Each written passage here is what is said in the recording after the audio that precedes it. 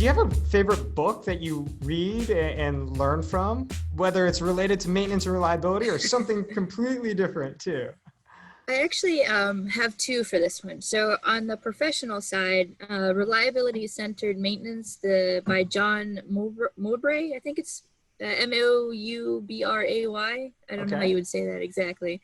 But that's a really good one. It breaks down all the basics. It gives you the connection between the mathematical statistics and the science that is put into all the optimization and analysis that you hear about, and it really is a good book for that. And then on the life side of things, I would say one book that I've read recently that really has had a big impact on my life is called Unlearn: 101 Simple Truths for a Better Life, and it's by a guy named Humble the Poet.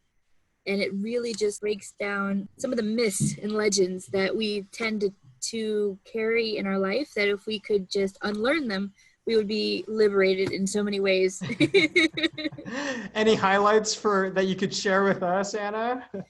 I think one is, sometimes we focus a lot on what we think matters, Mhm. right? We have this list in our head of this matters and this matters. And so sometimes it's hard to prioritize that. Yeah. And one thing that he talks about is that the true prioritization comes in what you spend time on. So like if people you say matter to you, you have to take the time to spend time with them. If there's something that you want to learn, you're never going to learn it if you don't spend the time to practice it and to do it. So Yeah.